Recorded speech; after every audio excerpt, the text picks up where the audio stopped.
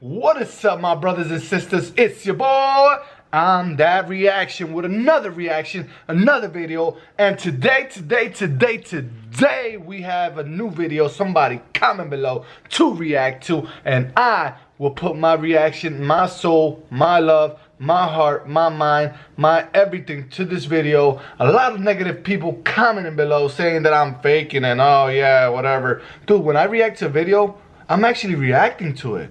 You know, I'm actually feeling what I'm feeling. And what you see is what you see. And if I'm laughing, I'm laughing. If I'm kind of about to cry, I'm about to cry. It's because I'm not acting or nothing, man. So if you guys like these videos, don't forget to hit a like. Don't forget to subscribe. Don't forget to turn on that notification bell. So every time I upload a video, you guys will be the first ones to be notified. Let's get right into this reaction that somebody left in the comment section below. Oh, yeah, don't forget. Don't forget to follow my Twitter too, guys. I'll put it up here so you guys can follow it. And my Instagram. And thank you so much for being a part of my family. I love you guys so much. You don't understand. Thank you for being a part of my crew, man. Thank you so much. I got another channel too. I'm trying to work on it, but it's a little different. I don't know if you guys might like it. If you want to go check it out, go check it out. It's called IMTHATEVERYTHING, and I do reaction video with this guy right here, and that's my fake YouTube plaque. Get right into his reaction.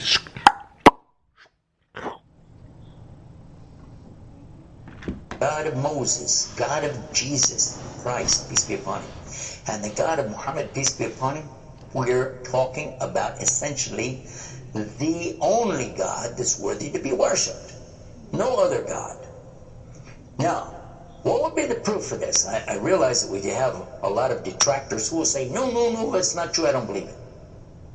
Let's get a proof from the English translation of the Bible. That's a good place to start. Around the earth, there are many hotels and motels.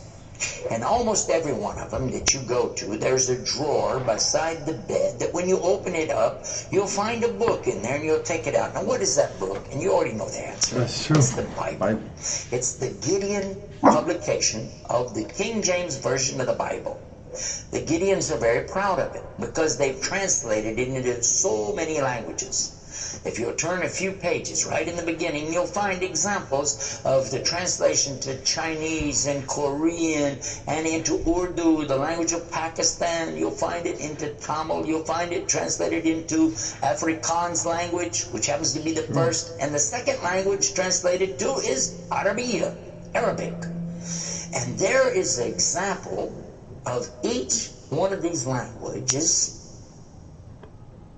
from the verse in the Gospel of John, chapter 3, verse 16.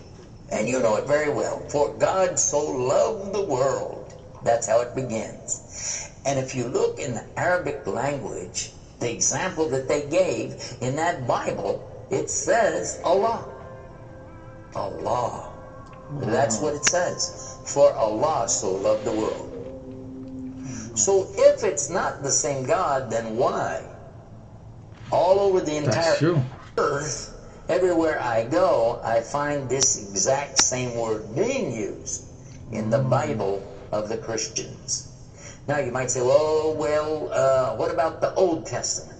Well, just in case you would like to check it out, you can obtain a copy of this from our website. It's called The Beauties of Islam.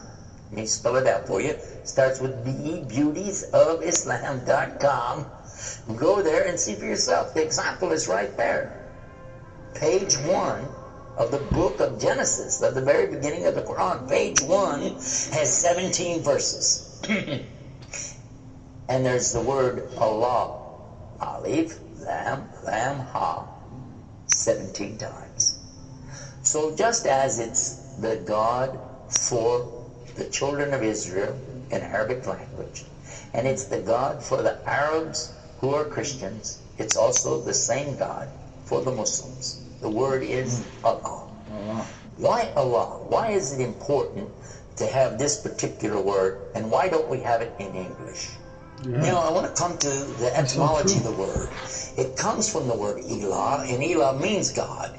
But God is defined as what? Anything that's worshipped, whether it be something you can see or you don't see. Something you can touch or not touch, something that you can hear or not hear. God could be anything. A God could be a rock, a stick, a stone, a bone. A God could be something that you could make with your hands. A God can be something you could use your imagination for. It could be a human being. A God could be anything. G-O-D, God, could be anything. Oh, that's but true. There is no word in English for Allah. That is true. So when you translate the word Allah to be God, you've actually diminished the meaning of Allah.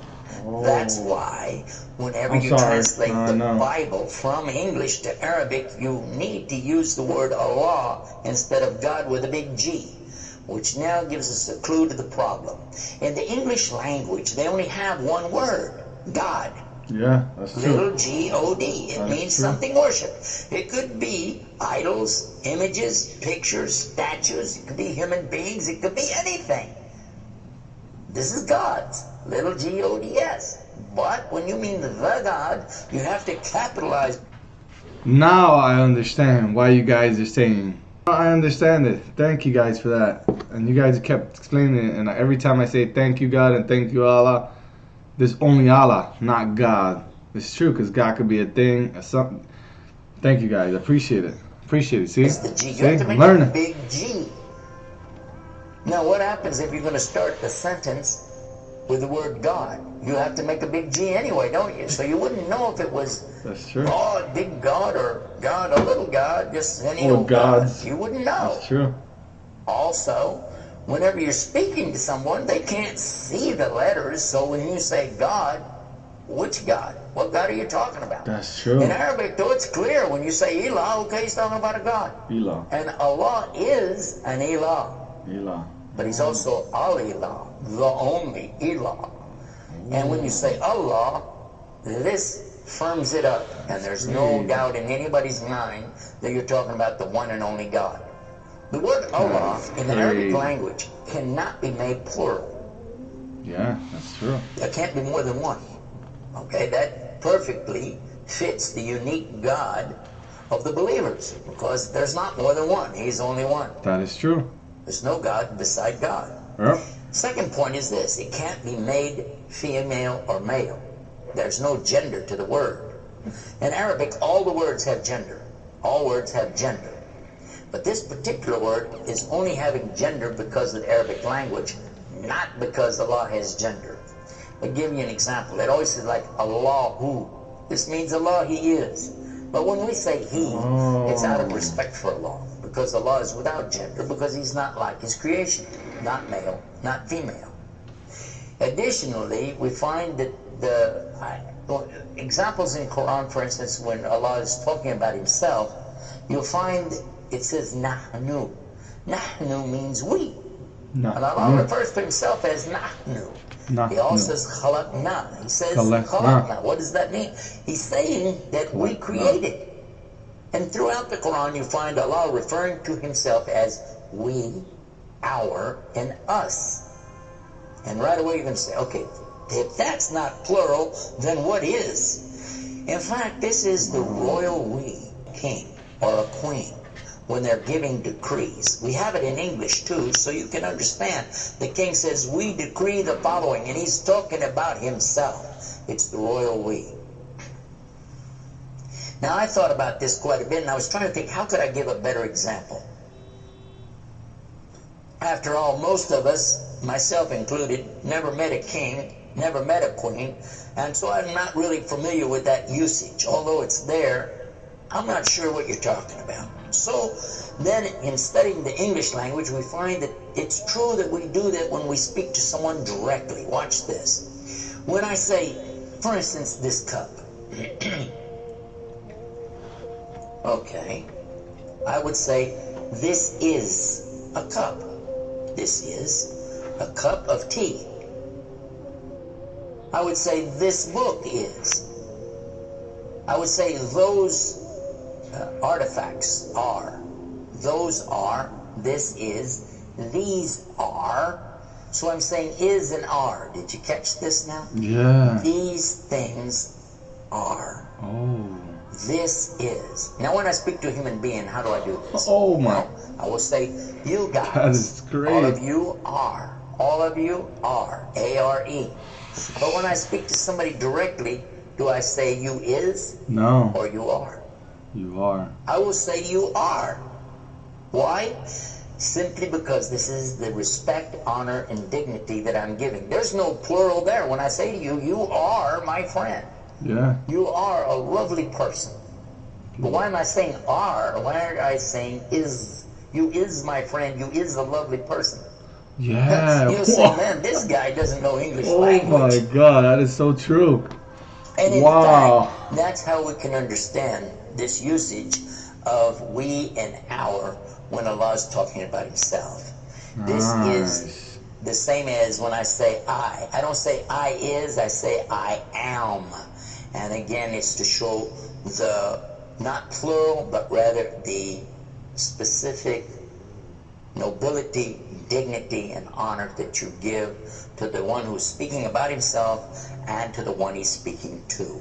And in the same way, that's exactly what Allah is doing when he says nahnu and khalaqna and other examples throughout the Quran. So now what we've learned is that Allah's name itself is the perfect name for Allah.